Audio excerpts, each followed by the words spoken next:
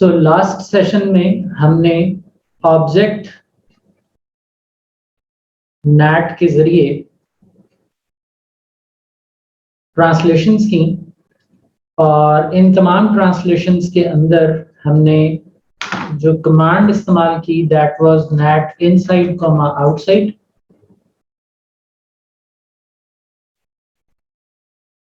और इस कमांड के जरिए हमने सोर्स नेट को भी एक्सपीरियंस किया और डेस्टिनेशन नेट को भी एक्सपीरियंस किया।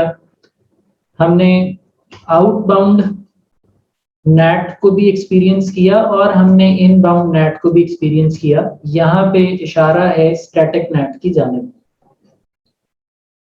और ये जो डेस्टिनेशन नेट था ये ऑब्वियसली स्टैटिक के अंदर बिलखसूस देखने में आया क्योंकि वो बाय डायरेक्शनल था। सो स्टैटिक के जरिए हमने आउटबाउंड नेट भी किया, इनबाउंड नेट भी किया।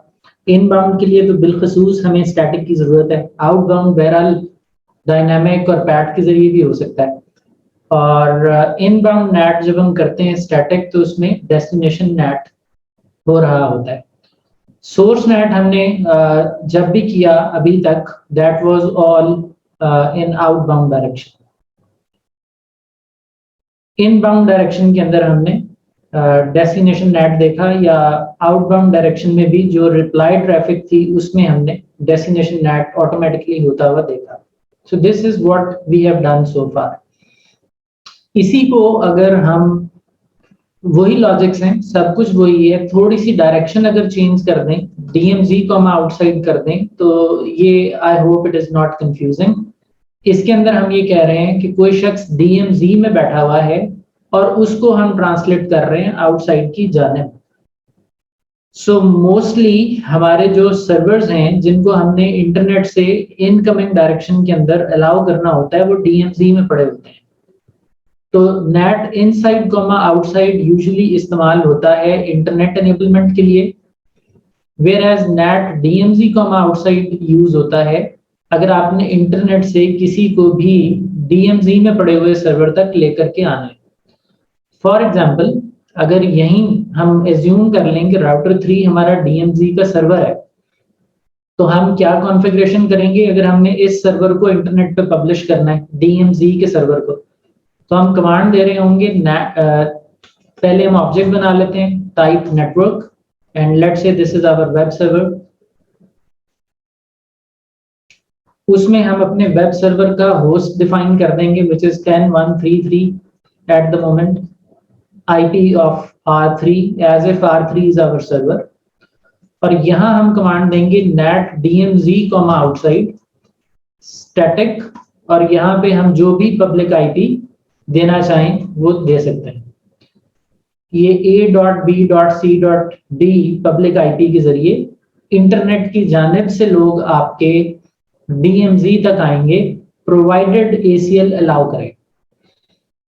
सो अगर यहाँ पे मैं आईपी दे देता हूँ 202.1.1.1, सो मैंने इस 202.111 आईपी के ऊपर मैप कर दिया है 10.1.3.3 को जो कि डीएमजी में पड़ा हुआ है, इसीलिए मैं नेट डीएमजी कॉमा आउटसाइड कह रहा हूँ।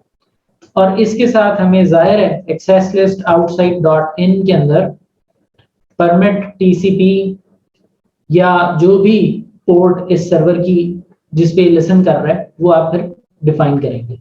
सो परमिट टीसीपी यूजुअली इंटरनेट से जो आ रहे हैं हमें उसका नहीं पता होता तो हम सोर्स में एनी दे रहे होते हैं, वेयर होस्ट में हम 10.1.3.3 देंगे।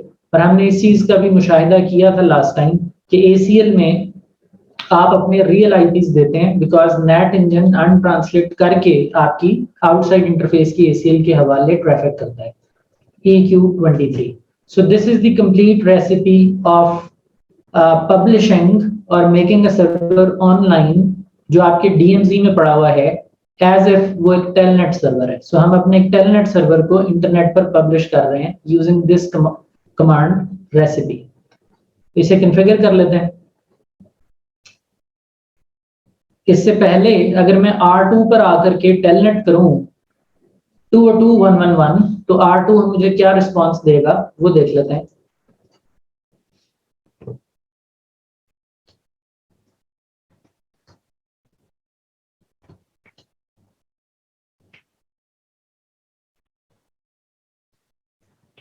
telnet 202.111.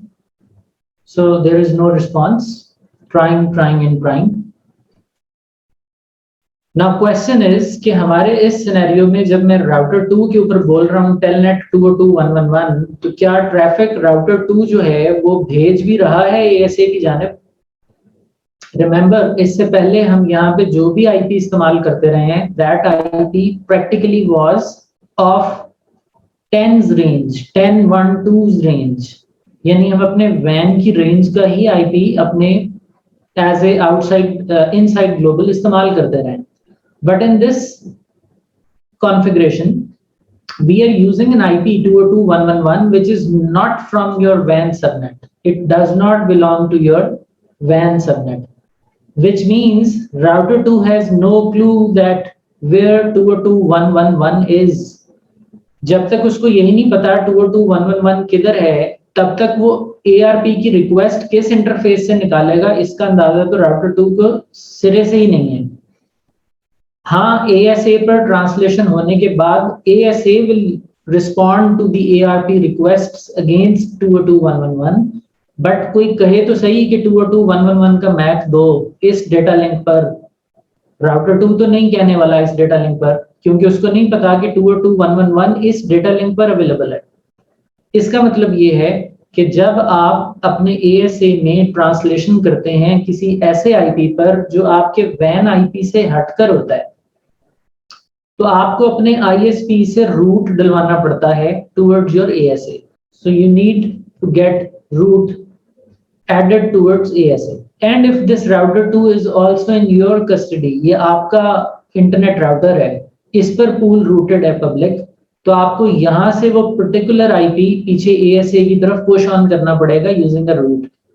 This is why we are not using this route is why we are not using 202 WAN range IP. अगर हम WAN की रेंज का IP यूज करें, we do not need this route because router को automatically पता है कि this is my directly connected subnet और यहाँ ARP सेंड करनी है. So for that reason, अगर मैं यहाँ पे show IP route करूँ, तो मुझे अपने राउटिंग टेबल के अंदर I cannot see 202.111 being routed towards 10.1.2 subnet. There is no such thing. Include 202. So I have no such route. तो हम राउटर 2 में पॉइंट कर लेते हैं कि 202.111 की तरफ जब भी जाना हो, आपको ASA की तरफ जाना है, which is this IP 10.1.2.1. So let's point a route towards ASA. Now at least our routing table knows where 202.111 is. 10.1.1.2.1 पे है. चलिए अब टेलनेट कर लेते हैं. हमने कुछ भी कॉन्फ़िगर नहीं किया हुआ है ASA में, तो अभी भी हम अपनी टारगेट पे नहीं पहुंच रहे. सो अब ASA को कॉन्फ़िगर करना है. कॉन्फ़िगरेशन में हम ऑब्जेक्ट बना रहे हैं ऑफ टाइप नेटवर्क. लेट्स से my telnet server host 10.133. For net में हम लिख रहे हैं DMZ outside static 202.111. पूरा IP पूरे IP के साथ मैप कर दिया. अब शो रन नेट में, शो रन ऑब्जेक्ट में रनिंग कॉन्फ़िगरेशन नजर आ रही है. शो नेट डिटेल में पॉलिसी नजर आ रही है कि इस शख्स को इसमें ट्रांसलेट कर दिया जाएगा. This is your inside local, this is your inside global. But as you know, static NAT के अंदर 2 वे है, बाय डायरेक्शनल है. If somebody tries to hit this destination, वो अनट्रांसलेट होके इस पे भी आ सकता है, but provided you have an access list configured, which is not there. तो ACL तो हमने लगाई नहीं, हम दोबारा टेलनेट करते हैं. सो ट्रांसलेशन को प्रॉब्लम नहीं है इस दफा. There is no issue with translation. आप देख रहे हैं कि वो अनट्रांसलेट करना शुरू हो गया है. But the issue is ACL कोई नहीं है जो लो सिक्योरिटी से हाई की तरफ आने दे. You are trying to enter ASA from 0 to 50, which is not allowed by default. So we need to have an ACL जो कि यहाँ पे हमें परमिट के केस में लगानी है. outside.in permit TCP source any host 10133 EQ 23, and let's apply this ACL on in direction on interface outside. इसके बाद telnet करते हैं. So you see we are able to reach router 3 which is in the DMZ. So ये वही configuration है सारी object net की जो प्रीवियस सेशन में की थी. फर्क सिर्फ ये आ गया कि हमने यहाँ पे DMZ कॉमा आउटसाइड में ट्रांसलेशन की है. इससे पहले हमने इनसाइड कॉमा आउटसाइड में सब कुछ टेस्ट किया था. This is the configuration format to publish any server in your DMZ. अच्छा जी, अब थोड़ा हम देखते हैं कि हमने अभी तक जो ट्रांसलेशन की है वो इनसाइड लोकल की इनसाइड ग्लोबल में की है.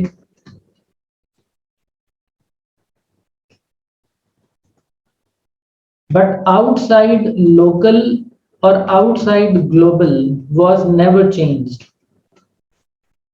डू यू थिंक हमने अभी तक इसमें से आउटसाइड लोकल और ग्लोबल को चेंज किया है? डू यू थिंक ये हिस्सा हमने अभी तक टच किया है? This we have translated. This we have translated. What about this and this? Did we change this so far? The answer is no. अभी तक हमने अपने सोर्स को ट्रांसलेट नहीं किया हुआ, यानी आउटसाइड लोकल और ग्लोबल का आईपी इंटैक्ट रहता है. तो अब हम इसको भी देख लेते हैं कि हमने आउटसाइड लोकल ग्लोबल अगर ट्रांसलेट करना है तो क्या करें. Let's come back to ASA. Clear configure object NAT access list. Everything we configured is gone. Clear xlate, clear con. अगर कोई सेशंस बने हुए हैं तो वो भी रिमूव. हम बेसलाइन कॉन्फ़िगरेशन में वापस आ गए. अच्छा जी, अभी थोड़ी देर के लिए हम कॉन्फ़िगरेशन यूं करते हैं. Forget about DMZ now. वही टिपिकल नेटिंग कर रहे हैं हम. यहां से यहां की जानिब हमें ट्रांसलेशन कॉन्फ़िगर करनी है. So this is what, this is outbound, और इसके अंदर एस नेट भी होता है और डी नेट भी होता है. बट एस नेट और डी नेट जो है वो आपके इम्पैक्ट करता है इनसाइड लोकल और इनसाइड ग्लोबल में.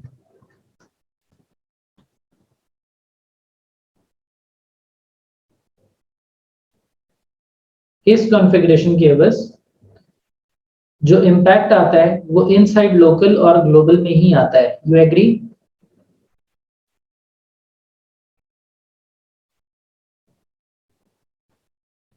जब आप आउटबाउंड नेट करते हैं तो आपका सोर्स भी नेट होता है, आपका डेस्टिनेशन भी नेट होता है. ला मोहल्ला जब ट्रैफिक वापस आती है तो डेस्टिनेशन नेट तो होता है, लेकिन वो होता इनसाइड लोकल और इनसाइड ग्लोबल के दरमियान ही है, इसी के माबैन है. आउटसाइड लोकल आउटसाइड ग्लोबल आपका अनचेंज्ड रहता है. So in this configuration outside local and outside global remains unchanged.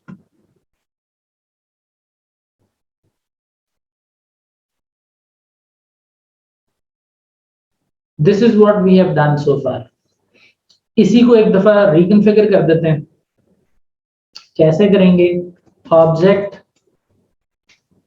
Network, let's से R1 होस्ट 10113, और इसको हम कह रहे हैं net inside comma outside dynamic interface. So this is kind of PAT जो कि आउटसाइड इंटरफेस के आईपी को ही इस्तेमाल करके कर दिया जाएगा. तो जाते हुए ट्रैफिक पैट होगी, सोर्स पैट होगी, डेस्टिनेशन में आते हुए डेस्टिनेशन पैट होगी. तो सोर्स डेस्टिनेशन टच हो रहे हैं बट हैं वो इनसाइड लोकल और ग्लोबली. इसको कॉन्फ़िगर करते हैं.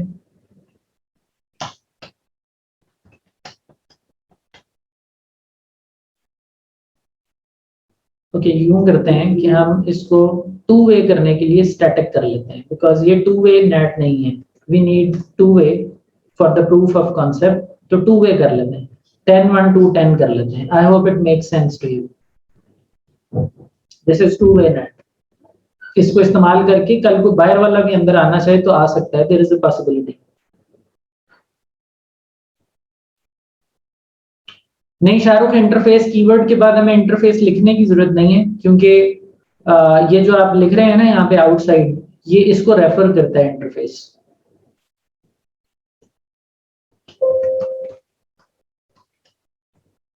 तो मैंने एक लास्ट मोमेंट चेंज ये कर दी कि बस हम पैड से वापस आ गए स्टैटिक नेट में, because we wanted to have eventually two way communication, तो फिर चेंज करनी पड़ेगी, इसलिए हम इसमें आ गए।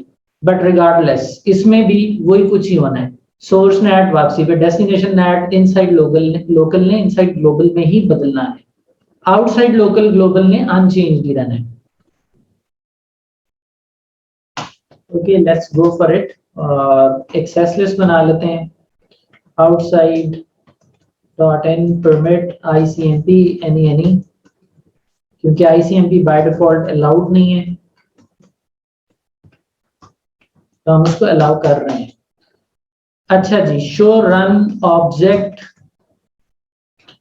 Show run net, show net detail, तो है ये आउटबाउंड नेट के ओरिजिनेट जब ट्रैफिक इससे होगी तो इसमें ट्रांसलेट हो जाएगी। It means this is inside local being translated into inside global, and when the traffic arrives on inside global it will be untranslated back into inside local, but your source remains, the outside local and outside global remains unchanged.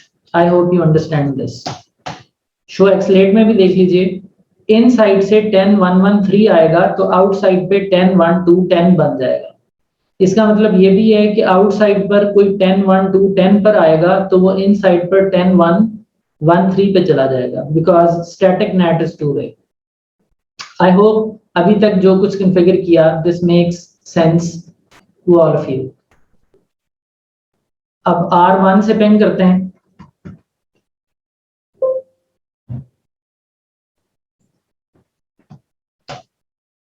सो 10 1 2 3 को ping किया हमने, R1 से ping किया 10 1 2 3 को, तो 10 1 2 3 के डीबग्स में देख लेते हैं कि सोर्स क्या आया।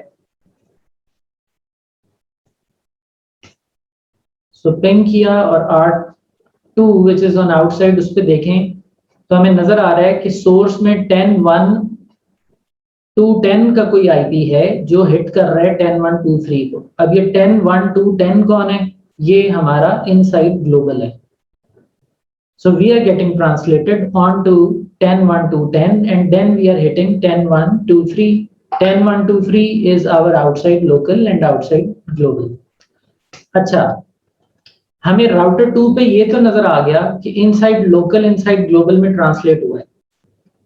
अब हम क्या करते हैं कि राउटर 2 से पिंग करते हैं अंदर की जानिब। So this time from this side to this side, not the response traffic, rather I'm going to initiate a request from outside, like we will ping 10 1 2 10, हम इसको पिंग करेंगे तो ये हम रिक्वेस्ट बाहर से जनरेट कर रहे हैं। This is inbound. इस इनबाउंड में क्या होगा कि इसके अंदर डीनेट हो जाएगा, सोर्स नेट होगा। सोर्स नेट का मुराद है क्या 10 1 2 3 ट्रांसलेट होगा?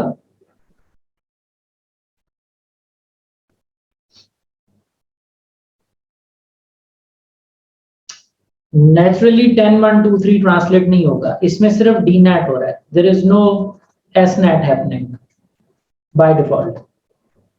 और जो इम्पैक्ट आएगा वो किस पे आएगा? इम्पैक्ट आएगा इनसाइड लोकल और इनसाइड ग्लोबल के ऊपर। आउटसाइड लोकल ग्लोबल पर कोई इम्पैक्ट नहीं आ रहा आएगा इस कम्युनिकेशन में। You all agree? जब मैं ये पिंग करूंगा ये इनबाउंड है बट डेस्टिनेशन नेट होगा, और कौन नेट होगा? Inside local into inside global. Sorry, inside global into inside local, ये ट्रांसलेशन होगी।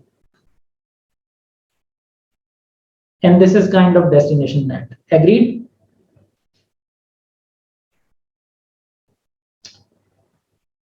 ओके, R1 पर आइए, यहाँ पे भी डीबग आईपी पैकेट लगा देते हैं और देखते हैं कि इसको कौन सा सोर्स आईपी हिट करता है जब हम यहां से पिंग करेंगे। सो ping 10.1.2.10, so we are able to receive reply। R2 R1 पे चलते हैं। So you can very clearly see that the source IP who is trying to hit R1 is 10.1.2.3। 10.1.2.3 is the source, destination is 10.1.1.3। आपने तो destination 10.1.2.10 को ping किया था, हाँ वो अनट्रांसलेट होके अंदर आया है।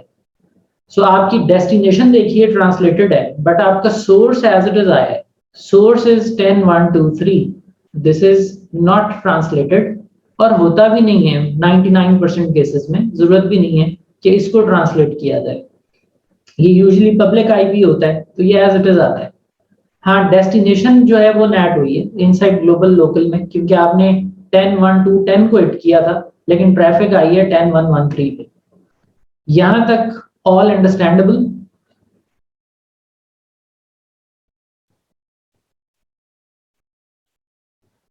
अच्छा, ये जो हमने अभी किया है, क्या इसके लिए मुझे अलग से कॉन्फ़िगरेशन करनी पड़ी है, या ये इसके नतीजे में ही हो गया है, इसके साथ ही हो गया है?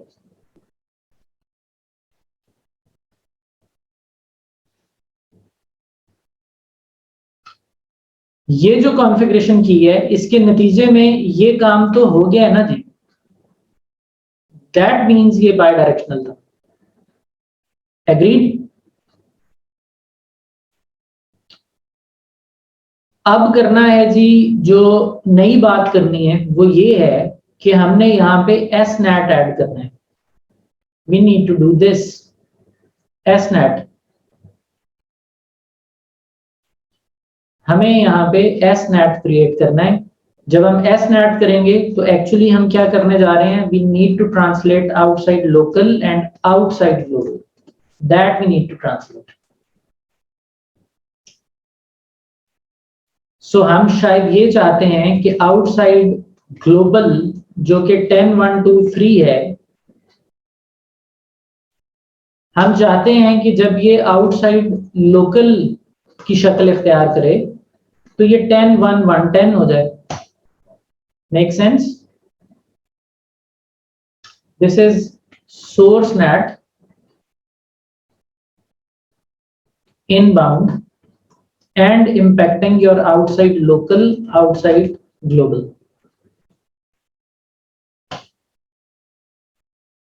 You understand this use case? ये करने के लिए अब हम क्या कमांड देंगे, इसकी कमांड्स देखिए।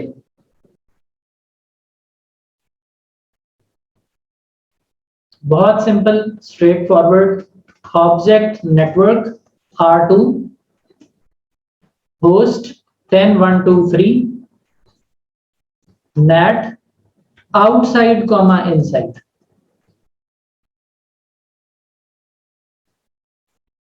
static 10.1.1.10। This is what we need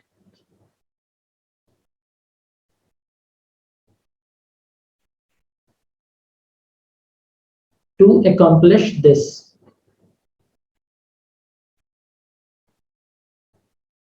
So this is another parallel configuration along with this configuration, जो अलग से इम्पैक्ट करेगी उस ट्रैफिक को जो यहां से आ रही है, वो इसके सोर्स को ट्रांसलेट करेगी। Existing entry will be there as well. Existing किसी और समिट में चल रही है, दैट इज फॉर आउटबाउंड, उसका ताल्लुक किसी और ट्रैफिक के साथ है। ये जो हम एंट्री करेंगे ये अलग है, इसका ताल्लुक किसी और ट्रैफिक के साथ है। So this we are going to configure along with the previous configuration. We will keep it as it is.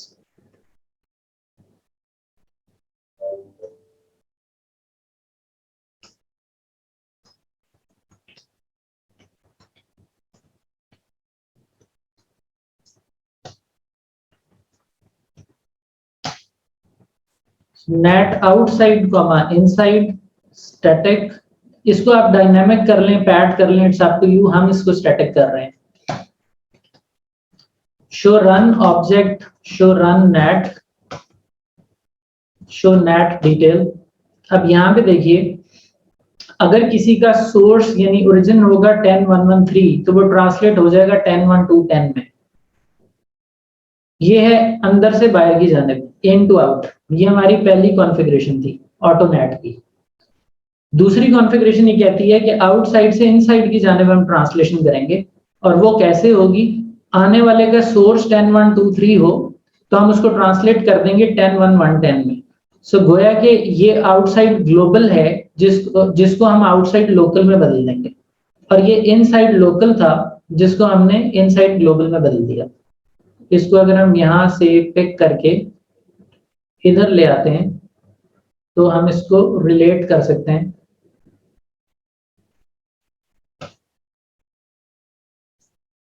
कि ये हमारा आउटबाउंड का रूल है, इसके अंदर ये इनसाइड लोकल है और ये इनसाइड ग्लोबल है।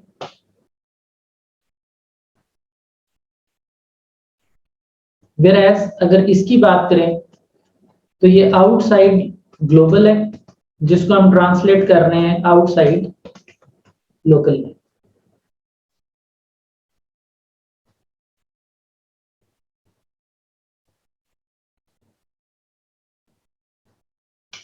Make sense?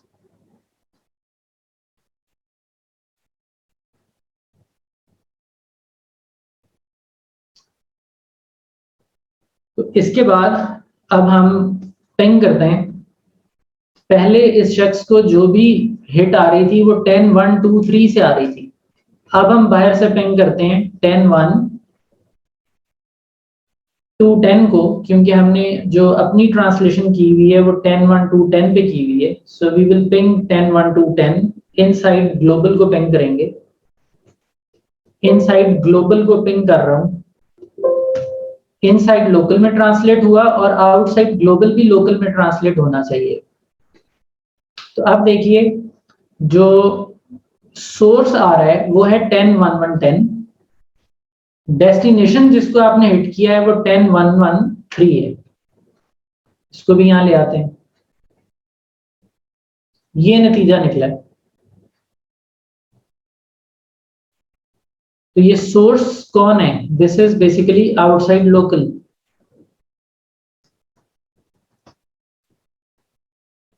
ये हमारे पास R1 का डीबग है,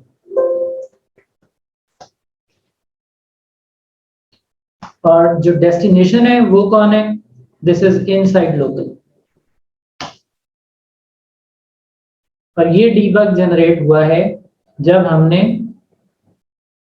ये वाली ट्रैफिक जनरेट की है, दिस वन, दिस ट्रैफिक हमने पिंग किया था 10.1.2.10 को। तो ये हमारा आउटसाइड इनसाइड ग्लोबल था, इसको पिंग किया। ये ट्रांसलेट किस में हो गया? इनसाइड लोकल में, विच इज 10.1.1.3। फिर हमारा अपना आईपी जो था वो 10.1.2.3 था, this was our outside global. लेकिन ये किस में ट्रांसलेट हो गया? This got translated into 10.1.1.10 which is outside local. So this implies that कि अब मैं यहां से पिंग कर सकता हूं 10.1.1.10 को, और जब मैं 10.1.1.10 को पिंग करूंगा तो वो पिंग असल में पीछे 10.1.2.3 को होगा। एग्रीड? यहां से अगर हम पिंग करें 10.1.1.10 को R1 से बैठ के, तो वो पीछे 10.1.2.3 को पिंग होगा। तो हम R2 पे डीबग लगा लेते हैं।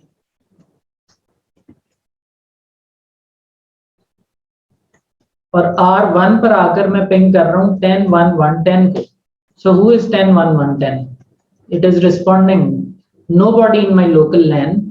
इस लोकल लैन में तो कोई नहीं है 10.1.1.10। Who is this 10.1.1.10? एक्चुअली वही चीज हो रही है, एएसए प्रॉक्सी आर्क कर रहा है, एएसए अपना मैक दे रहा है, ट्रैफिक एएसए तक आती है और इधर से उधर की तरफ ट्रांसलेट होती है। So I am able to ping 10.1.1.10।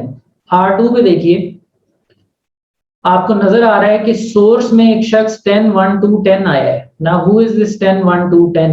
This is inside global. आपने इनसाइड लोकल को इनसाइड ग्लोबल में जो बदला हुआ है वो 10 1 2 10 की शक्ल इख्तियार करता है। And then you are reaching to 10 1 2 3। Instead आपने तो पिन किया था 10 1 1 10 को, लेकिन वो आपकी डेस्टिनेशन को अनट्रांसलेट भी कर रहा है और वो ला रहा है आपको 10 1 2 3 तक। So your traffic is reaching R2.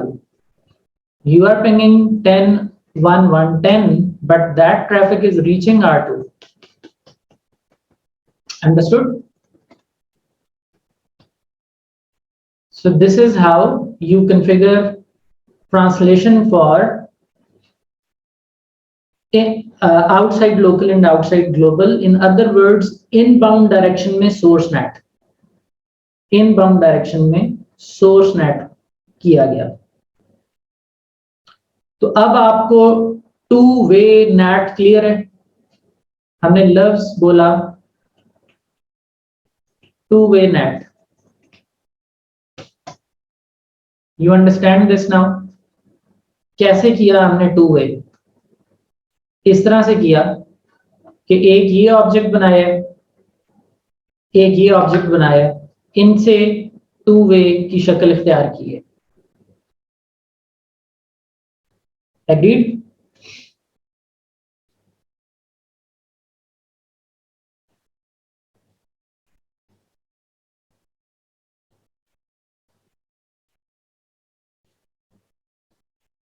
अच्छा, आगे अगला टॉपिक स्टार्ट करने से पहले आपको पता है हमने मैनुअल नेट को भी पढ़ना है। यू नो कि मैनुअल नेट को ट्वाइस नेट भी कहते हैं। इस चीज पे जरा आप गौर करें कि मैनुअल नेट को ट्वाइस नेट क्यों कहते हैं। मैनुअल नेट को ट्वाइस नेट इसलिए कहते हैं कि आप एक ही लकीर में, एक ही लाइन में आप ये दोनों काम कर सकते हैं। इसकी स्ट्रेंथ ये भी है, इसको ट्वाइस नेट इसीलिए कहा जाता है कि आप चाहें तो एक ही नेट स्टेटमेंट में आप इनसाइड से आउटसाइड और आउटसाइड से इनसाइड दोनों अतराफ की ट्रांसलेशन को एक ही लकीर में बता सकते हैं। ये भी खासा मैनुअल नेट का है, जिस वजह से इसको ट्वाइस नेट कहते हैं। कुछ ये आइडिया बिल्ड हुआ कि हम मैनुअल नेट को ट्वाइस नेट क्यों कहते हैं। बाकी कमांड में और मजीद इंशाल्लाह क्लियर हो जाएगा।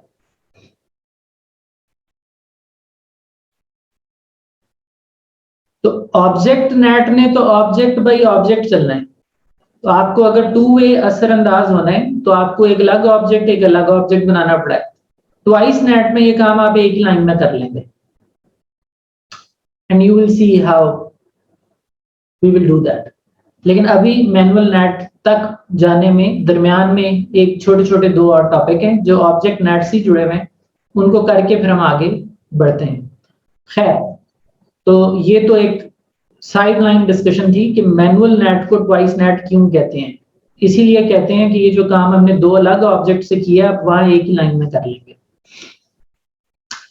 तो प्रिंसिपली स्पीकिंग जो लेयर 3 और लेयर 4 लेवल की ट्रांसलेशंस हैं, जितनी उसकी मैक्सिमम पॉसिबिलिटीज हैं वो हमने डिस्कस कर ली हैं। गोया कि वो ऑब्जेक्ट नेट के जरिए की हैं, लेकिन वो हमने एक्सपीरियंस कर ली हैं। इन्हीं को री एक्सपीरियंस करना है एक दूसरे तरीके से जो कि मैनुअल या ट्वाइस नेट है। उसकी स्ट्रेंथ सेक्शन 1 वाली है, उसके अंदर ये सारा काम एक ही लाइन में होता है, बट होता यही कुछ है, नई कोई चीज नहीं होने जा रही। यूज केस यही है सारे जो उससे भी आप हैंडल कर सकते हैं। बट वो इन यूज केसेस को किस तरह करेगा, कहाँ आप उसकी अप्रोच यूज करेंगे, कहाँ इसकी अप्रोच यूज करेंगे, that will become obvious to you once you conclude manual NAT. क्योंकि उसमें डेस्टिनेशन भी आ जाती है तो वो उसका खासा है, वो उसकी पावर है। अदरवाइज हम मोस्टली कोशिश यही करेंगे कि काम ऑब्जेक्ट नेट से ही कर लिया जाए। अगर डेस्टिनेशन रास्ते में आ जाए तो हमें फिर उसी की तरफ जाना पड़ेगा। एनी हाउ, यहां तक सब क्लियर है तो फिर हम आगे बढ़ें।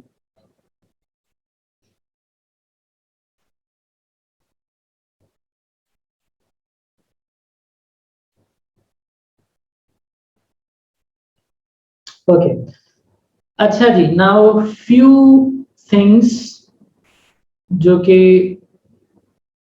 ऑब्जेक्ट नेट में रहकर हम एक्सपीरियंस कर लेते हैं।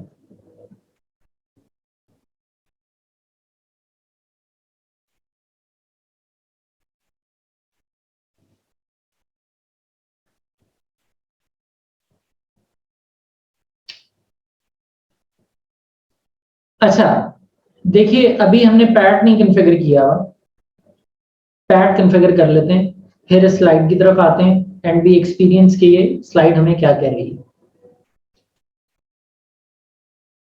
Coming back to ASA, clear configure net, दोनों net translations gone, clear configure object, the object configuration is gone. We will keep ACL. अच्छा, object network, let's say my LAN and the subnet is 10.1.1.0 और मैं कह रहा हूँ net inside comma outside dynamic interface and here we go, net हो गया, this is PAT और इसके नतीजे में होने वाली ट्रांसलेशन हमें शो एक्सलेट में नजर आएंगी, जब हम ट्रैफिक ओरिजिनेट करेंगे तब नजर आएगी। अब आपकी खसूसी तवज्जो चाहिए है और देखिए कि बिहेवियर क्या है इस ट्रांसलेशन टेबल का, फोकस ऑन इट। देखिए आई एम ऑन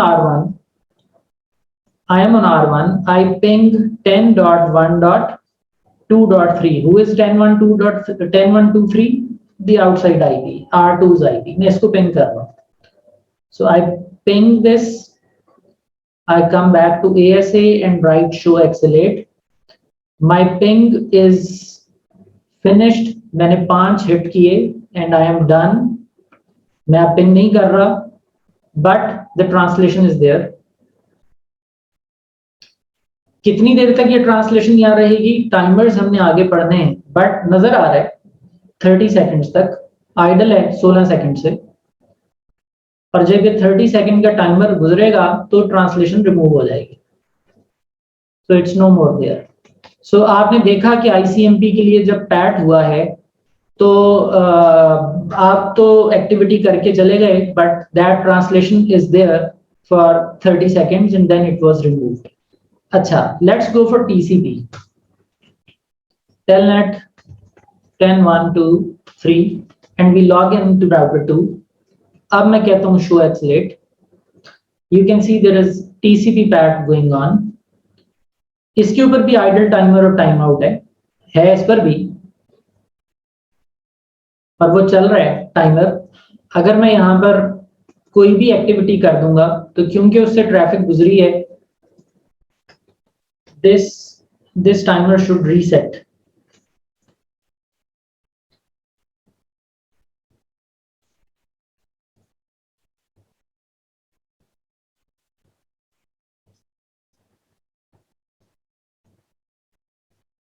अच्छा, दिस इज वियर्ड, इसको यूं नहीं होना चाहिए, it should come down to 0 probably due to this virtual machine, क्योंकि आइडल गुजर जाने के बाद भी 30 सेकंड्स तक में ये फ्लैश हो जाना चाहिए, but it is there, this should remain there.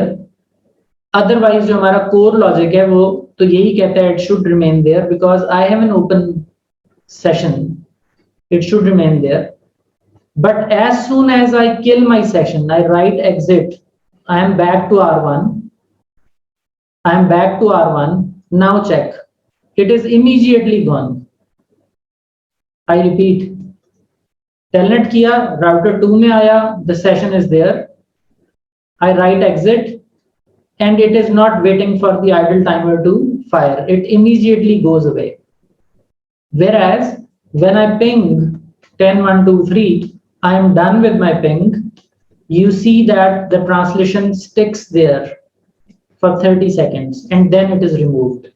So it means there is a difference in handling TCP session oriented protocol versus ICMP.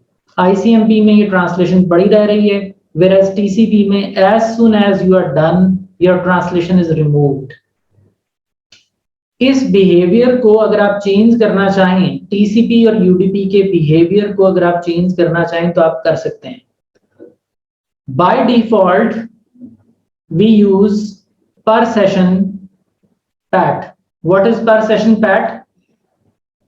पर सेशन पैट में ये होता है कि जैसे ही टीसीपी सेशन आपका किल होता है बिटवीन टू पार्टीज, आपका जो पैट में सेशन बना हुआ था, पैट में ट्रांसलेशन हुई थी, वो भी रिमूव कर दी जाती है immediately as soon as your connection is dropped. अब समटाइम्स क्या होता है कि आप वॉइस ओवर आईपी यूज कर रहे हैं या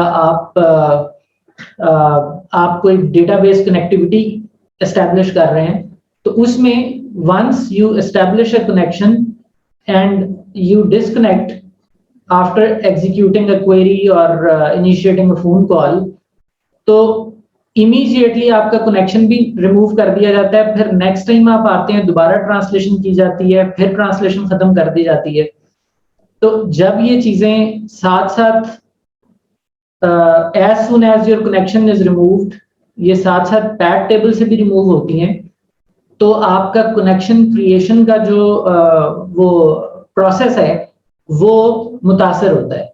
अगर आप चाहते हैं कि आपका ट्रांसलेशन जो है वो बेशक टीसीपी और यूडीपी का है, आप अपना सेशन बना के चले भी गए हैं but you might reuse it, तो आप इसको इस बिहेवियर को टाइमर पर भी ला सकते हैं।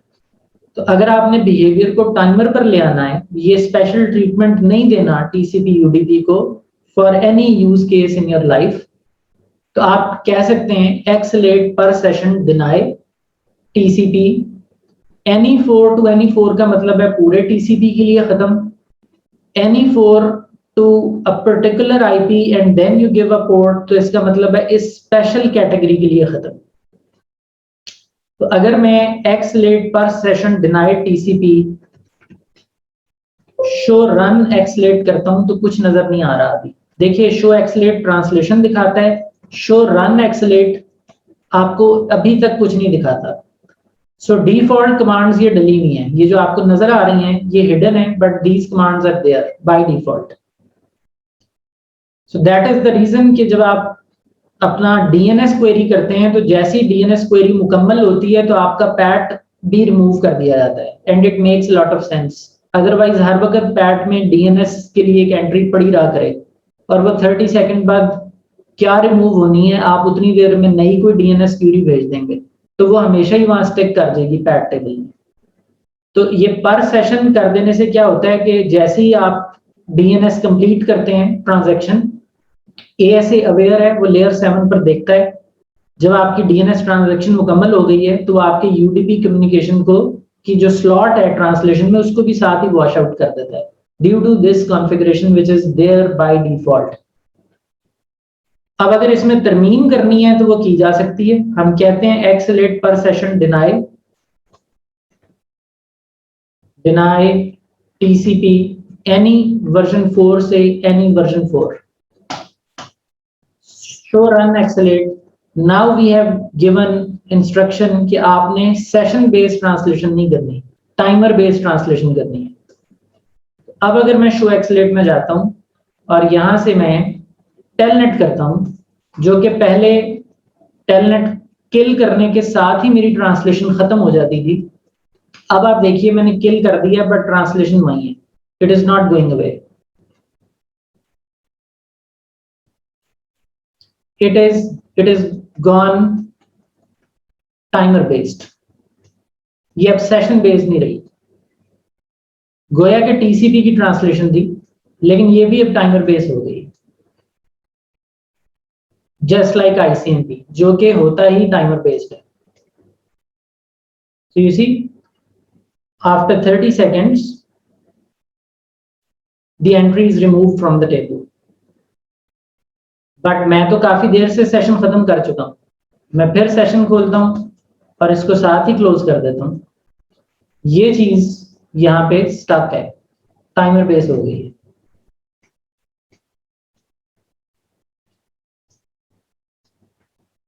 और अगर इसको हमने वापस लेकर आना है सेशन बेस्ड तो हम इसके शुरू पर नो लगा देंगे।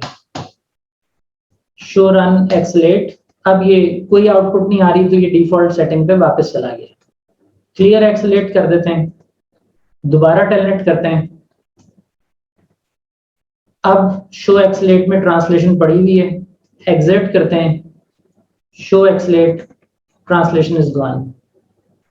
So I hope you understand the difference between time-based translation, particularly PAT, and session-based translation, particularly PAT.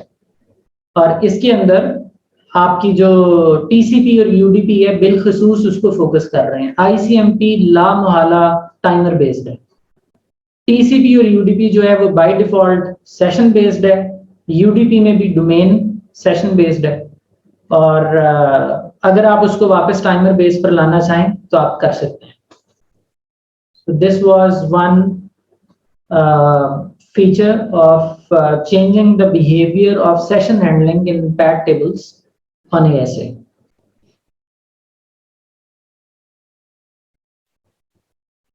जी उसके लिए भी आप इसको एनेबल कर सकते हैं।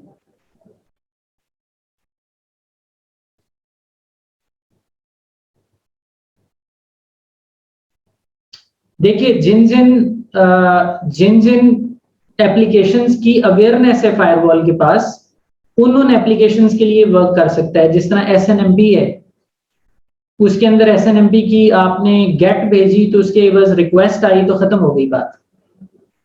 बट अगर आपने अपनी कोई इंडिजिनस एप्लीकेशन बनाई हुई है and that is on UDP, और उसका जो ट्रांजैक्शनल पैटर्न है वो तो ASA को नहीं पता, सो उसके लिए क्योंकि ये एप्लीकेशन अवेयर नहीं है तो आप उसको पर सेशन ट्रीट नहीं करा सकते, वो टाइमर बेस्ड ही ट्रीट होगी।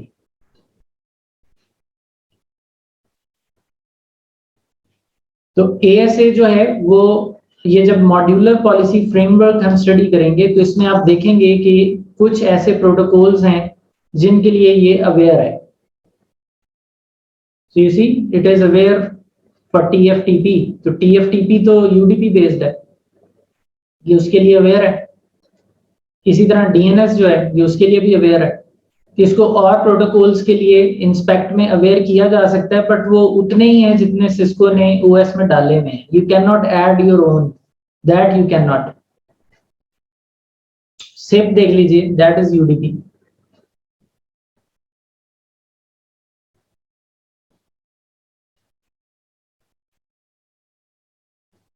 जी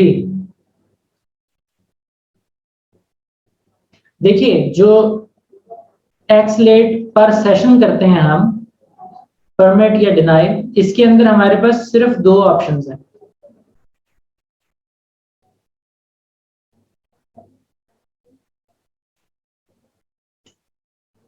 हाँ, इको और इको रिप्लाई बिल्कुल ठीक कह रहे हैं आप। कनेक्शन टेबल देखिएगा, कनेक्शन टेबल और चीज है, ट्रांसलेशन टेबल और चीज है। Let's talk about connection table. यहां से पिन करते हैं 10 1 2 3 को,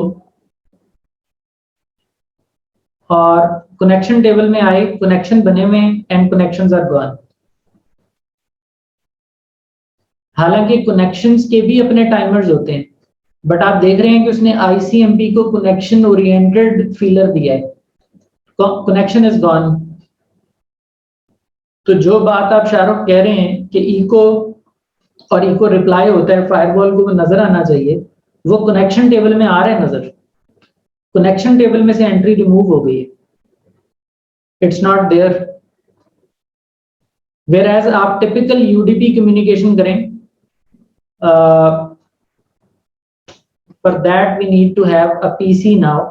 अगर मैं उससे कोई UDP ट्रैफिक सेंड करता हूं और उसका जब यहाँ कनेक्शन खुल जाता है तो वो फिर टाइमर बेस्ड अपने टाइम पर ही जाएगा, just like we were noticing translation table in PAT। तो कनेक्शन टेबल में ICMP is well handled, where as जो ट्रांसलेशन टेबल है उसमें ये टाइमर बेस्ड है, उसमें ये सेशन बेस्ड नहीं हो सकता।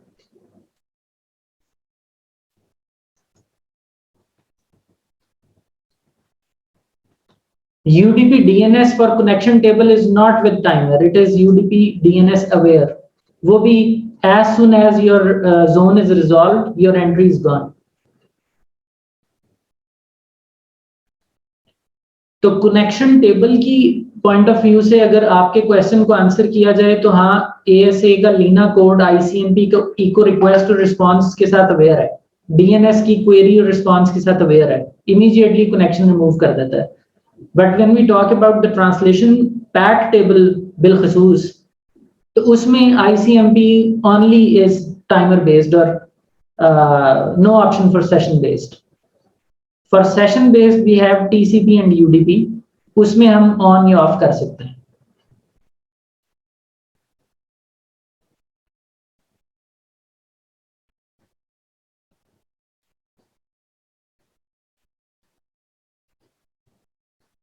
जी correct, first is source and second is destination.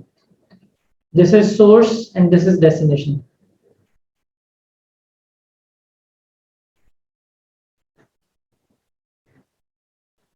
अच्छा जी, now an interesting feature set. इसमें आप जो ट्रांसलेशन करने जा रहे हैं दैट इज ऑन लेयर 7। सो अभी तक तो हमने सारी ट्रांसलेशंस लेयर 3 4 पे की हैं। This is layer 7 DNS translation which you can achieve on ASA। इसकी जरूरत क्यों पेश आती है कि आप लेयर 7 पर DNS की ट्रांसलेशन करें? तो इसका यूज केस कुछ इस तरह से है कि आपके पास लेट्स से ASA के DMZ में एक कंपनी का सर्वर पड़ा हुआ है which is on 10.1.3.3 IP, private IP internally।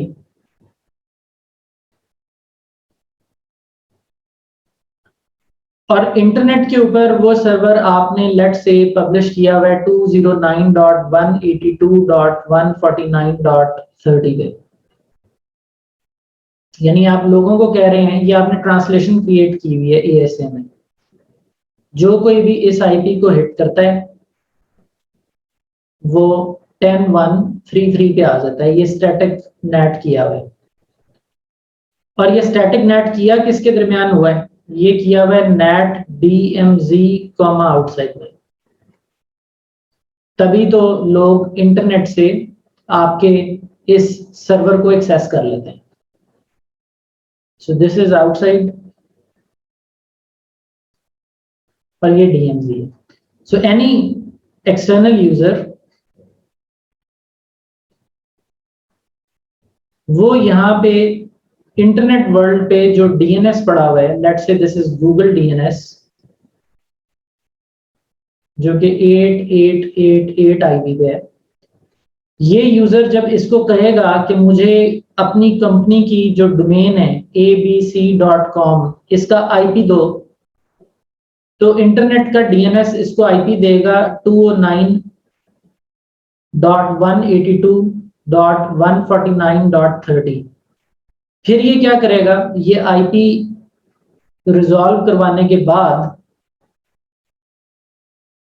ये HTTP की रिक्वेस्ट जनरेट करेगा यहां से यहां।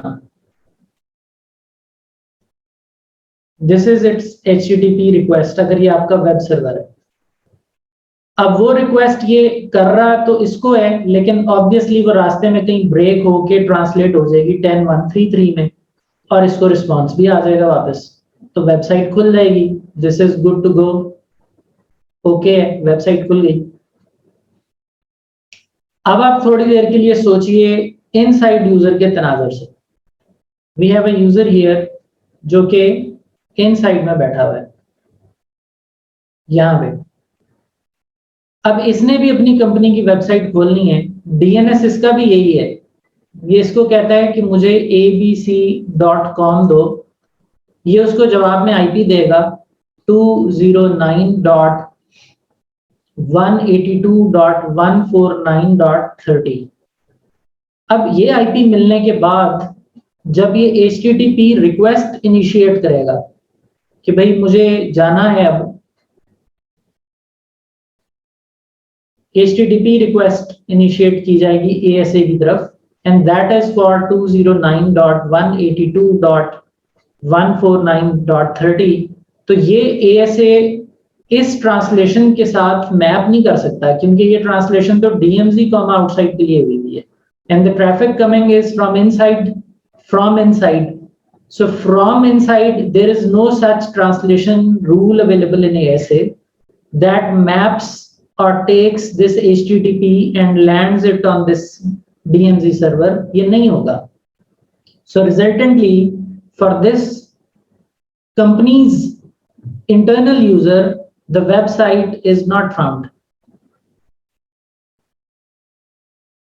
You understand this problem? ये वो प्रॉब्लम है जिसका हल सोचना है हमने. You understand this?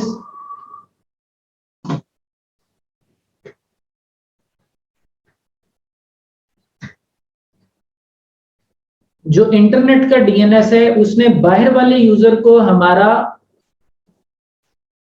Inside global दिया, तो वो तो आ गया डीएमजी में.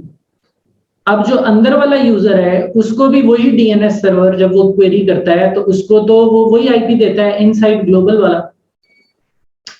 इनसाइड ग्लोबल आईपी जो है वो इंटरनल यूजर्स के लिए अनट्रांसलेटेबल नहीं है.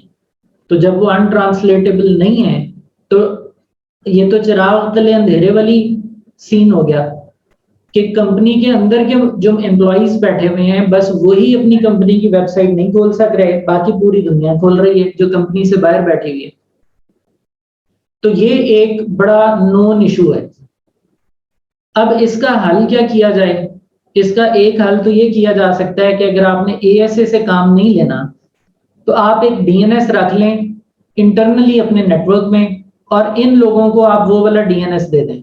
सो फॉर एग्जांपल आप यहाँ पे अपने पास एक डीएनएस रख लें. This is your internal DNS, और ये लोग बाहर क्यूरी करने की बजाय इसे ही क्यूरी किया करें. और यहाँ पे आप जो जोन बनाएं उसके अंदर आप लिख दें कि abc.com एक्चुअली 10.1.3.3 है. ये जोन आप इस डीएनएस में बना दें तो ठीक है, ये लोग इस डीएनएस के जरिए इस तक आ जाएंगे और बाहर वाले लोग इस डीएनएस के जरिए इस तक आ जाएंगे, तो चल पड़ेंगे दोनों. इस केस में एएसए का कोई कमाल नहीं है, कोई रोल नहीं है एएसए का. ये सॉल्यूशन क्लियर है?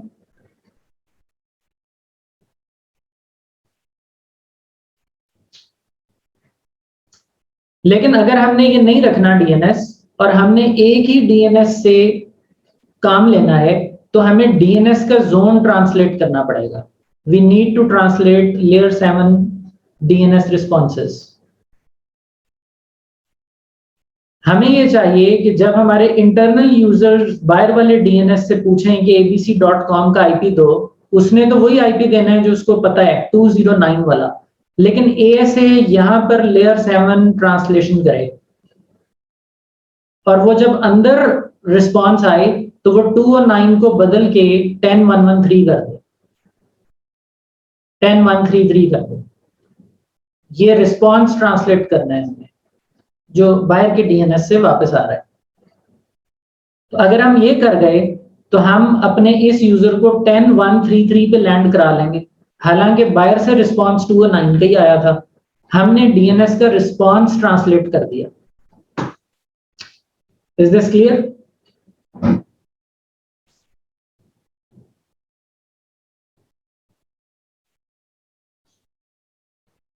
जी, but NAT is DMZ comma outside.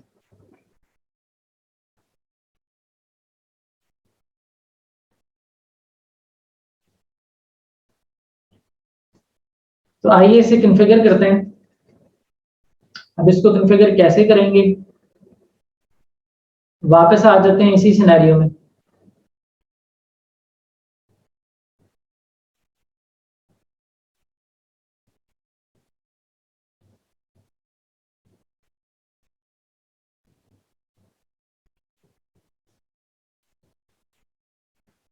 तो सबसे पहले तो हमने अपने जो सर्वर है जो कि ये है, ये 10133, इसको इंटरनेट के ऊपर पब्लिश करना होता है. सबसे पहला स्टेप तो वही है और वो हमने अभी कर लिया है. That we know. Object network, let's say telnet server,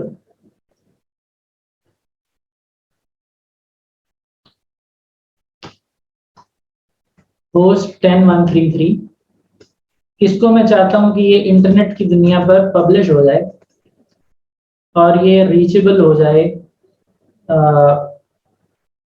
एक पब्लिक आईपी से, which public IP that will be, तो हमें सोचना पड़ेगा हम किस पब्लिक आईपी पे भी काम करेंगे। चलिए लेट्स अज्यूम कि ये ICTtrainings.com का सर्वर है और यहाँ पे एक दुनिया में DNS है गूगल का, और ये ICTtrainings.com को रिजॉल्व कर सकता है।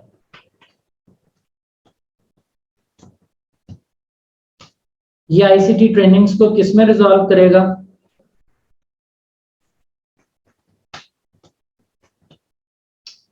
देख लेते हैं किसमें करेगा।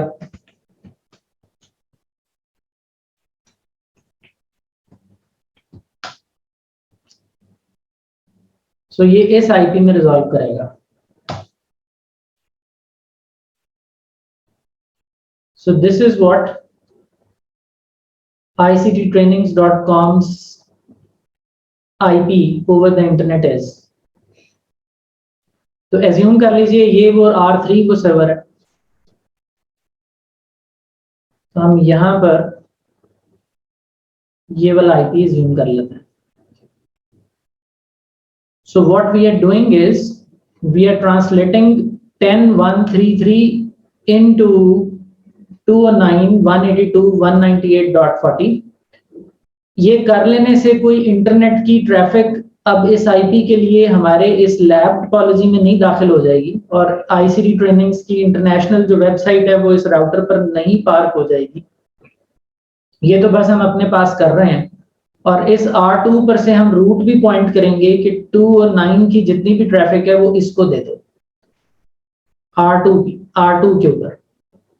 हमें सिर्फ अपने इस R1 से रिस्पांस चाहिए इंटरनेट के DNS से, वो रिस्पांस में बस ये आईपी आ रहा हो and we want to see this IP translated into 10133 for DNS। हमारा ये मकसद है इस वक्त। तो इस कॉन्फ़िगरेशन के अंदर आपको ये पूरा काम अचीव करने के लिए जो हम डिस्कस कर रहे हैं, सिर्फ और सिर्फ एक कीवर्ड डालना है एंड पे DNS। जब आप अपनी ट्रांसलेशन में DNS का कीवर्ड डाल देते हैं तो ये आपके ASA को अवेयर कर देता है कि जब भी किसी भी DNS क्वेरी का रिस्पांस इस पब्लिक आईपी के एवज आ रहा हो तो हमेशा उस रिस्पांस को DNS के ट्रांसलेट कर दो इस आईपी में। This DNS makes ASA aware कि अब कहीं भी किसी भी तरफ से जब DNS का रिस्पांस आए और उसके अंदर ये वाला आईपी नजर आए तो आपने ये आईपी नहीं गुजरने देना, आपने उसको इस आईपी में बदल देना। Make sense?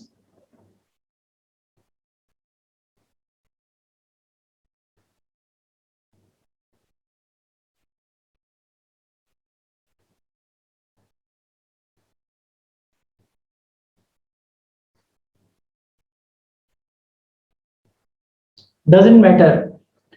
ये जो कमांड है ये DNS की इंस्ट्रक्शन जो है ये रिगार्डलेस ऑफ इंटरफेसेस हो जाती है।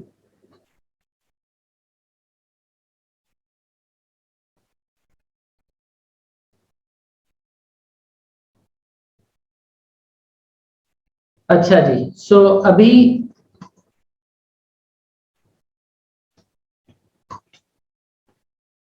हमारी आउटबाउंड ट्रांसलेशन हुई है, हम क्लियर कर देते हैं उसे।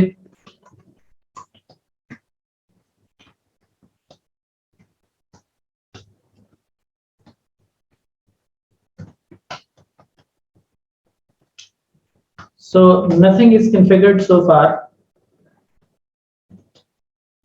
We just have a default route that is being pointed on 10123 and who is 10123?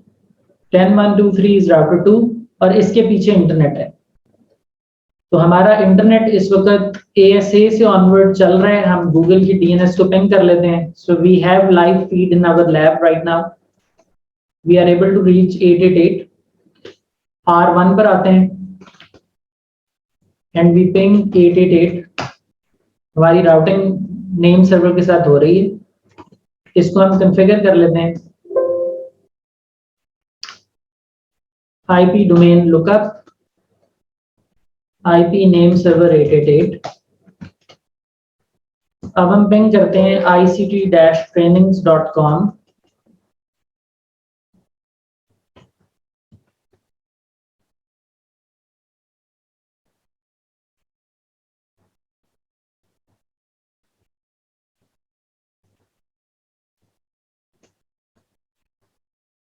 Let's ping from ASA.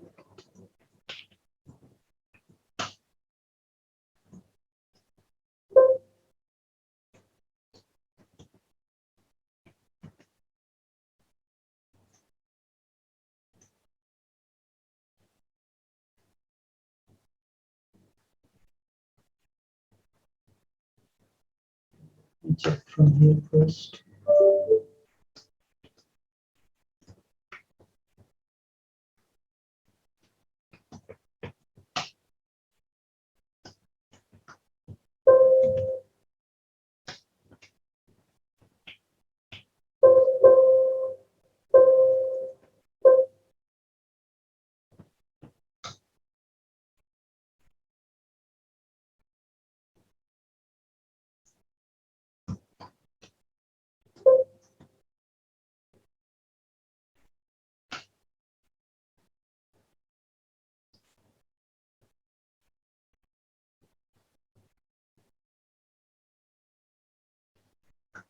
You can see that IP is being resolved, लेकिन हम पिंग नहीं कर सक रहे। Let me check why is it। हो सकता है कि हमारी डोमेन की होस्टिंग पर पिंग ऑफ हो। Let's ping any other website, facebook.com। So we are able to ping that। चलिए इसका IP यूज कर लेते हैं।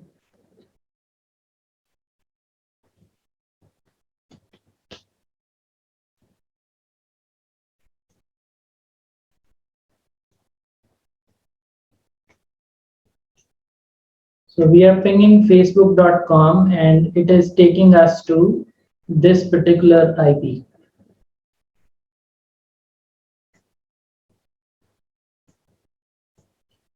तो इंस्टेड कि हम ये यूज करें, क्योंकि हमारा टारगेट होस्ट पिंगेबल नहीं है, तो हम पिंग को भी साथ एक्सपीरियंस करना चाहते हैं, तो मैं ये आईपी यूज कर लेता हूँ।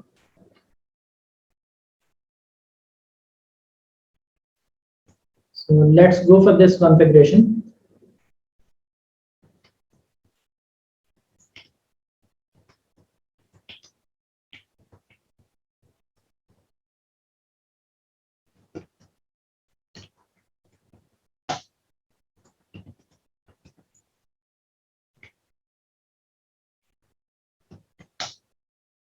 ओके जी, हमने ये कॉन्फ़िगरेशन कर दी। Show run net, show net detail, show एक्सलेट।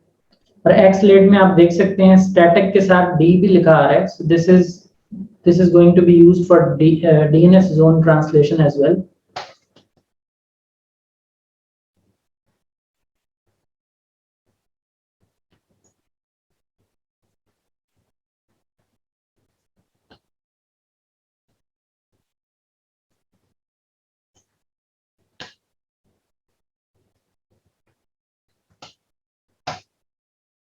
I am reloading R1 क्योंकि ये लोकल कैशे के अंदर एक दफा जोन रिजॉल्व कर ले तो फिर ये नेक्स्ट क्वेरी ही जनरेट नहीं करता। So let's have it's DNS DB flushed. और ASA में जो हमारी इस वक्त ट्रांसलेशन है वो ये कहती है कि DMZ से 10133 जब इंटरनेट की तरफ जाएगा तो इस आईपी में ट्रांसलेट हो जाएगा, या इंटरनेट से कोई इस पर आएगा तो इसमें ट्रांसलेट हो जाएगा। ये तो है हमारा लेयर 3 व्यू। बट इसके साथ डी की जो इंस्ट्रक्शन है वो ये कहती है कि जब भी कोई जोन इस पब्लिक आईपी को रिस्पॉन्ड कर रहा होगा, कोई डीएनएस इस पर इसको रिजॉल्व करेगा, आपने उसको कन्वर्ट कर देना है 10133 में। तो इसका काम ये भी है कि ये ताक लगाए बैठा है कि डीएनएस के रिस्पॉन्सेज में कभी ये आईपी मुझे नजर आया तो मैंने उसको इससे रिप्लेस कर देना। एंड यूजर को यही लगेगा कि मुझे एक्सटर्नल डीएनएस से ही रिस्पॉन्स आया है 10133 का, हालांकि वो रास्ते में ट्रांसलेट हुआ है एएसए से।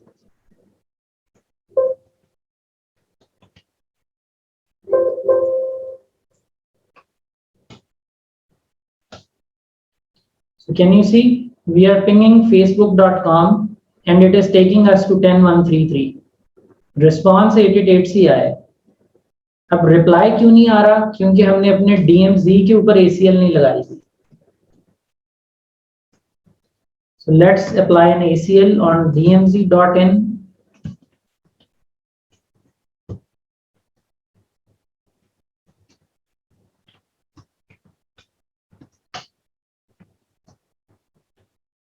We have ICMP enabled on DMZ. अब मैं facebook.com को पिंग कर रहा हूं तो मुझे रिप्लाई भी आ रहा है and that reply is coming from 10133. Why 10133? हम तो facebook.com को पिंग कर रहे हैं और कर भी इनसाइड से रहे हैं, तो ये एक्चुअली इस कॉन्फ़िगरेशन के नतीजे में हो रहा है।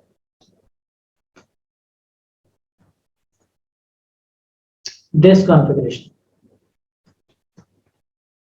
by just using this keyword DNS.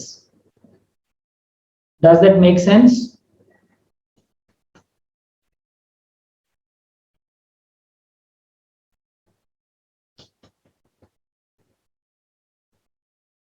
तो ये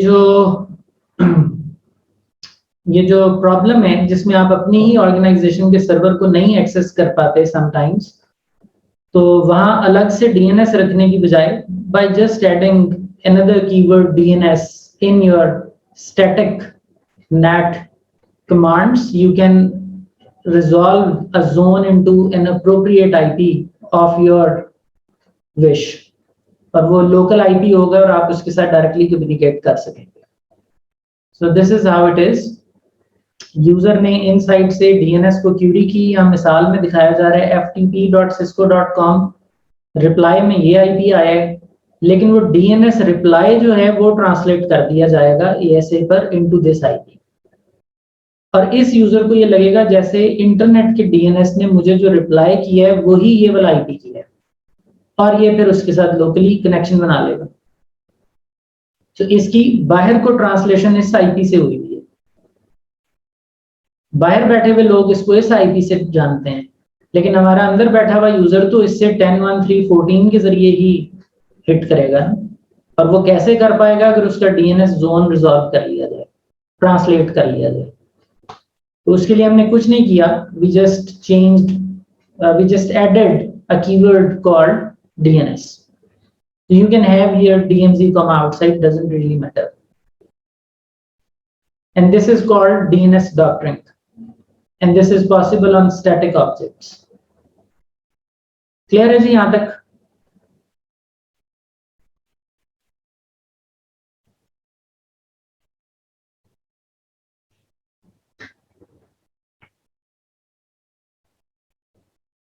किसी का कोई क्वेश्चन है तो बताइए इस पे, otherwise we are left with now TwiceNet.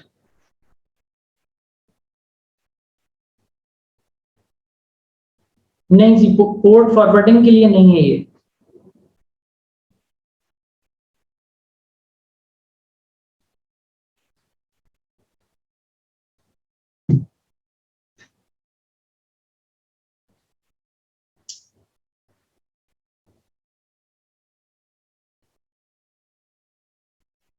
Okay जी, so the next topic is TwiceNet या मैनुअल नेट, और इसमें कॉन्फ़िगरेशन कैसे की जाती है वो देख लेते हैं।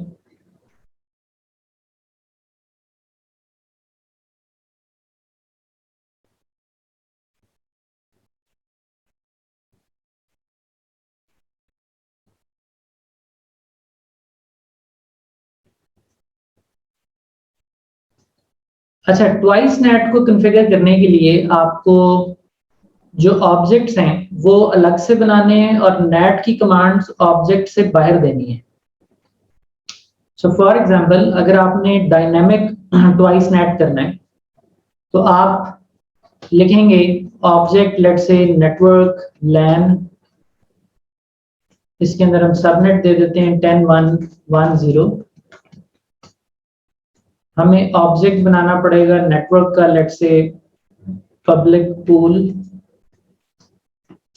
रेंज 10 से लेकर 50 तक हमारे सिनेरियो के मुताबिक। अदरवाइज यहाँ पे हम पब्लिक आईपीज देंगे। अब देखा जाए तो हमने सोर्स जिनको इनसाइड लोकल्स जिनको ट्रांसलेट करना है और इनसाइड ग्लोबल्स जिनमें ट्रांसलेट करना है वो बता दिए। और ऑब्जेक्ट नेट अगर करना हो तो हम यहाँ लिखते हैं फिर NAT inside comma outside dynamic और आगे public IP pool. This is how we do object NAT. लेकिन ये तो ट्वाइस नेट है, ये ऐसे नहीं होगा। अब ट्वाइस नेट के लिए आप बाहर निकल आएंगे ऑब्जेक्ट से और यहां कमांड देंगे NAT inside comma outside. This is not in any object, this is in the configuration mode. NAT inside comma outside source keyword आ गया सोर्स का। अभी मैं सोर्स की ट्रांसलेशन बता रहा हूं। इसमें हम ऑब्जेक्ट देंगे डायनामिक कीवर्ड के साथ लैन को कर दो ट्रांसलेट पब्लिक पूल में। देखा जाए तो कॉन्फ़िगरेशन मुकम्मल है। इनसाइड से आउटसाइड की जानिब कोई भी जाए उसका सोर्स ट्रांसलेट करना है डायनामिकली। अगर वो ये हैं तो इसमें बदल दिया जाए। लेकिन ट्वाइस नेट की कॉन्फ़िगरेशन यहाँ मुकम्मल नहीं होती। इसमें आपको डेस्टिनेशन बताना पड़ता है और यही बात हम शुरू से कर रहे हैं कि इसकी स्ट्रेंथ भी यही है। मैं इस सबनेट को इसमें ट्रांसलेट करूंगा लेकिन ये किस तरफ जाए तो सो डेस्टिनेशन में आपको आउटसाइड लोकल और ग्लोबल बताने हैं। सो डेस्टिनेशन स्टैटिक। अब यहां मैंने स्टैटिक का कीवर्ड यूज किया है, यहां डायनामिक का किया है। याद रखिए कि इस कमांड की जो वेरिएशंस हैं उनमें आपको इधर स्टैटिक और डायनामिक तो मिलेगा। सोर्स में either you will have dynamic or one fine day you will have static keyword here, but in the destination you have no option for dynamic, it will always be static. So do not get confused कि इधर भी dynamic होगा कि नहीं। इधर dynamic कभी नहीं होगा, the only option is static। हाँ, यहाँ source में dynamic और static की options हैं, but क्योंकि हम dynamic net कर रहे हैं अभी तो इसलिए हमने source dynamic लिखा है। यही काम स्टैटिक नेट कर रहे होते तो यहाँ पे स्टैटिक लिखते हैं। पर नेचुरली इधर भी एक ही आईपी होता और इधर भी एक ही आईपी होता, लेकिन अभी क्योंकि डायनामिक है तो यहाँ डायनामिक लिख रहे हैं। अच्छा जी, अब यहाँ पे आपको ऑब्जेक्ट ग्रुप और फिर यहाँ पे ऑब्जेक्ट या ऑब्जेक्ट ग्रुप आपको यहाँ पे पास करने हैं 2 अदद। Now this is quite weird, but we have to do it. और इसको मैं कह देता हूँ this is my target और host let's say 10.1.2.3. Let's call it target 1. तो ये अब हम यहाँ पास करेंगे। ये इसका ये बहुत इंपॉर्टेंट है। ये आउटसाइड लोकल है और ये आउटसाइड ग्लोबल है।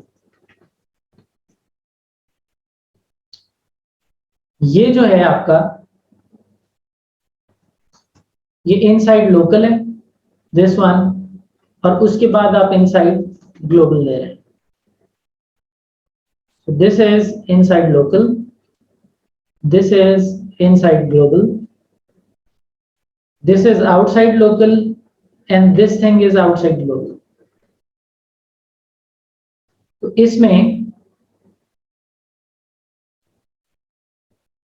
क्योंकि हम इंटरेस्टेड नहीं है अभी आउटसाइड लोकल और ग्लोबल की ट्रांसलेशन के लिए, तो हम यहाँ पे सिर्फ टारगेट डिफाइन कर रहे हैं। दोनों दफा सेम है because we are not translating it. अभी थोड़ी देर पहले बात हुई थी कि ट्वाइस नेट में आप सोर्स को ट्रांसलेट कर सकते हैं, साथ ही साथ आप डेस्टिनेशन को भी ट्रांसलेट कर सकते हैं। डेस्टिनेशन मुराद आउटसाइड लोकल और ग्लोबल। तो अगर आपने इसको भी ट्रांसलेट करना है, हम कर नहीं रहे अभी, लेकिन अगर करना है, जो कि हमने अभी किया भी था, तो आप इसको यूं लिखेंगे, so this configuration is actually achieving, वो जो दो ऑब्जेक्ट बना के हमने किया था वो एक ही लाइन में। सो आउटसाइड लोकल में उसकी क्या शक्ल होगी, आउटसाइड ग्लोबल में उसकी क्या शक्ल होगी, ये भी हमने डिफाइन कर दिया, और इनसाइड लोकल की इनसाइड ग्लोबल में क्या शक्ल होगी ये भी डिफाइन कर दिया। सो ये एक ही लाइन में किया जा सकता है। ये दूसरी खासियत है ट्वाइस नेट की, बट अभी हम ये नहीं कर रहे। So for a single target we are defining dynamic NAT. अगर आप ये कहें कि मेरा टारगेट एन ही है तो क्या करूं, तो अगर आपका टारगेट एन ही है तो फिर आप इसमें आ क्यों रहे हैं ट्वाइस नेट में, आप फिर ऑब्जेक्ट नेट कीजिए। अगर आपको डेस्टिनेशन के मुताबिक डिसीजन नहीं करना, आपकी डेस्टिनेशन कोई भी हो, आपको बस ट्रांसलेट कर देना है, तो फिर आपके लिए ट्वाइस नेट है ही नहीं, आप फिर ऑब्जेक्ट नेट से कर लें। क्लियर हो रही है बात?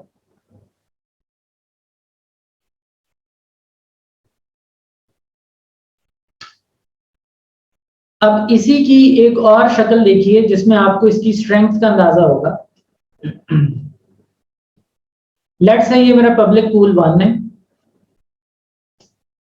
ये मेरा पब्लिक पूल 2 है, जो कि 51 से लेकर 100 तक है।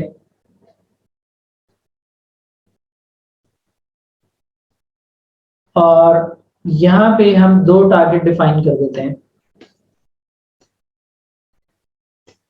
And here we have 4 IP. तो मैं इस कॉन्फ़िगरेशन को यूं कर सकता हूं,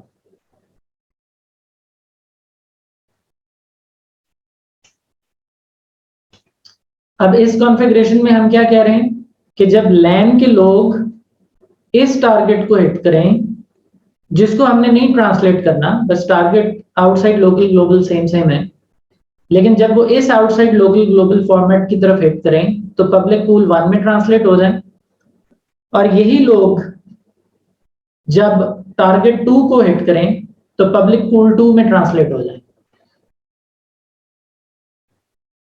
बात समझ रहे हैं आप?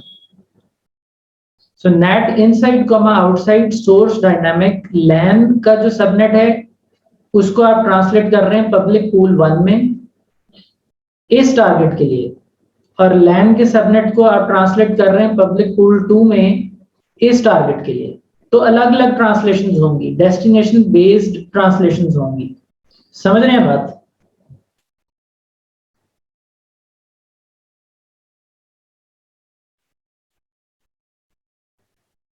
ये जो चीज है ये ट्वाइस नेट या मैनुअल नेट को जुदा करती है ऑब्जेक्ट नेट से, कि आप डेस्टिनेशन की बेस पर डिसीजन मेकिंग कर रहे हैं। अगर ऐसा करना है, जो कि आइडेंटिटी नेट में आपको करना ही होता है, उसमें टारगेट आपका वीपीएन सबनेट होता है और आपने उसको लैन को लैन में ट्रांसलेट करना होता है। तो मान लीजिए मैं यहाँ पे कहता हूँ ऑब्जेक्ट नेटवर्क वीपीएन सबनेट, तो यहाँ पे ये हमारे वीपीएन के लोगों का सबनेट है, और हम चाहते हैं जब कोई वीपीएन वालों से बात करे तो वो ट्रांसलेट अपने आप में ही हो जाए।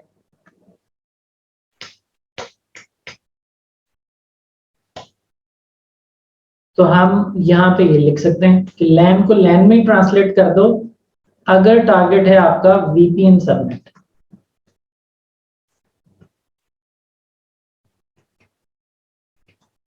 So this is identity net for VPN. Make sense? लैन वाले लैन की सबनेट में ट्रांसलेट हो जाएंगे जब वो बात करेंगे वीपीएन वालों से।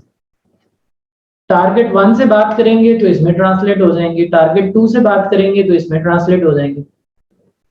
अब ये जो हम अचीव कर सक रहे हैं यहाँ पे, ये चीज ऑब्जेक्ट नेट से अचीवेबल नहीं है, क्योंकि ऑब्जेक्ट नेट डेस्टिनेशन किस जानिब आप जा रहे हैं उसका लिहाज रखे बिना बस आपको ट्रांसलेट कर देता है। So do you feel the difference?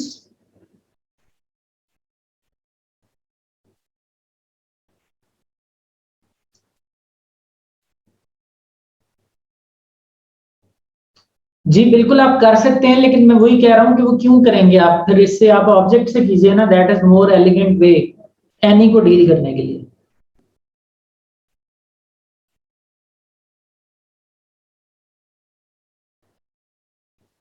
Object net is very simple, straight forward and elegant way of doing net, जब आप टारगेट को बिना जहन में रखे करना चाहते हैं। और ये जो ट्वाइस नेट है, इसके तमाम रूल्स सेक्शन 1 में जाते हैं, वेयर जो ऑटो नेट है वो सेक्शन 2 में है।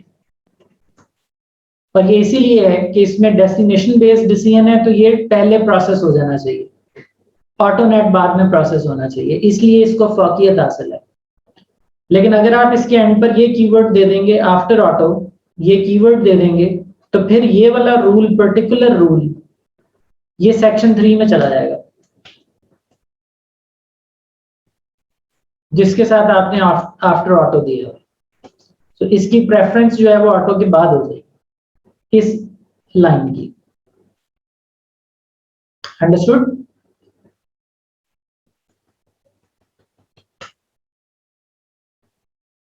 तो हम ट्रांसलेशन करते हैं, डायनामिक नेट कॉन्फ़िगर करते हैं। This is our fairly simple command set of dynamic net.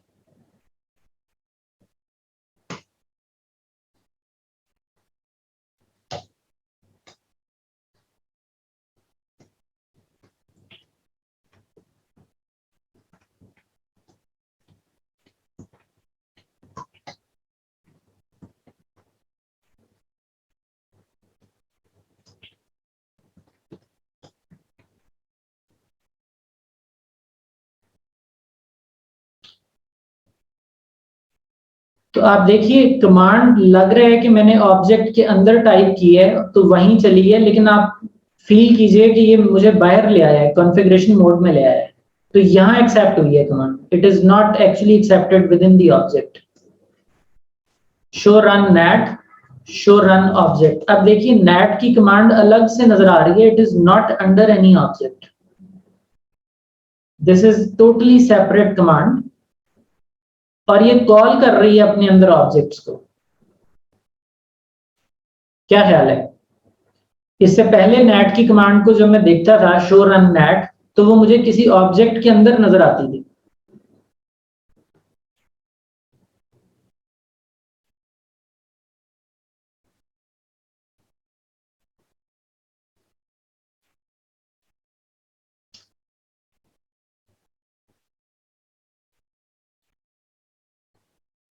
Okay, we don't have probably in ये देखिए हमने पास में शो रन नेट किया था, तो नेट ऑब्जेक्ट, नेट आपको ऑब्जेक्ट के अंदर नजर आ रहा था। अब जब मैं शो रन नेट कर रहा हूं तो एक स्टैंड अलोन कमांड है, independent, so this is twice net. और दूसरी इसकी मिसाल ये है कि जब मैं शो नेट डिटेल कहता हूं तो ये सेक्शन 1 में है, this is not in section 2, this is manual net policy. और ये भी यही बता रही है कि इनसाइड से आउटसाइड की जानिब अगर ये वाला सबनेट आएगा तो हम इस पूल में से उसको first come first serve basis पे आईपी देते जाएंगे, अगर वो इस डेस्टिनेशन से मुखातिब है तो। ये इसका खासा है, अगर इस डेस्टिनेशन से मुखातिब है। शो एक्सेलेट, क्लियर एक्सेलेट कर देते हैं, show xlate, let's see if we have,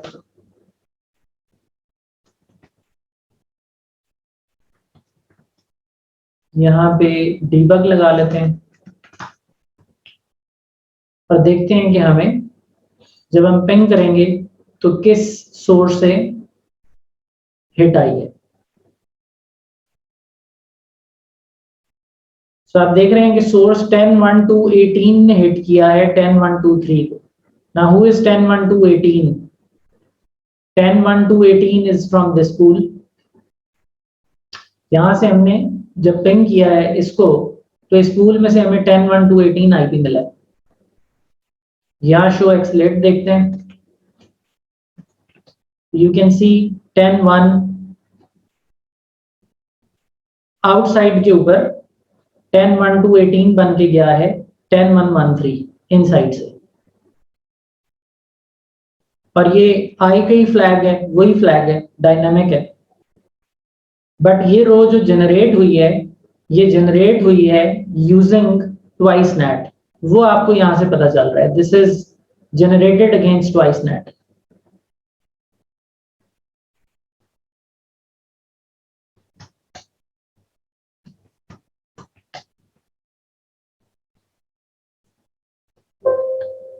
अब अगर मैं इस टारगेट को पिंग नहीं करता हूं, मैं पिंग करता हूं किसी और टारगेट को 10-1-2-4 को, 10-1-2-4 यहां आउटसाइड पर कोई और शख्स है, somebody else on this segment, और वो somebody else असल में यही राउटर ही है, इसी पर ही हमने डीबग ऑन किया हुआ है, इसी पर एक अलग आईपी दिया हुआ है। तो आप देखें 10-1-1-3 एज इट इज आ रहा है, दोबारा पिंग करते हैं 10-1-2-4 को पिंग कर रहा हूं और 10-1-2-3 को पिंग कर रहा हूं। तो पहली दफा मैं 10-1-1-3 के तौर पर ही आ गया हूं, और दूसरी दफा जो है वो मैं ट्रांसलेट होकर आया हूं 10-1-2-18 में, जब मैंने 3 को हिट किया। जब मैंने 4 को हिट किया तो मुझे ट्रांसलेट नहीं किया गया, क्योंकि मैंने इस कॉम्बिनेशन के लिए इंस्ट्रक्शन ही नहीं दी हुई।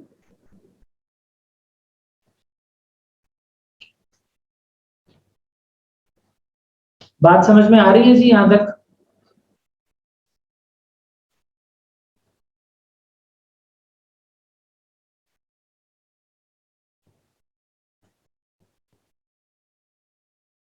ASA now is translating based upon the destination you are accessing.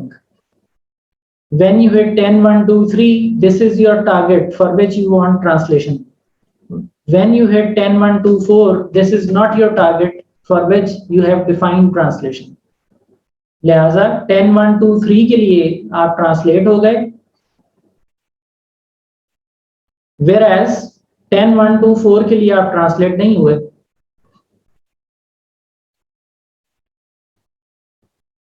तो ये पावर है जी इसकी, ट्वाइस नेट की, ये इसका खासा है कि डेस्टिनेशन बेस्ड डिसीजन करता है। तो डायनामिक नेट हमने कर लिया, नेक्स्ट टाइम इंशाल्लाह इसके बाकी पॉसिबल नेट्स को लेके चलते हैं। That is it for today.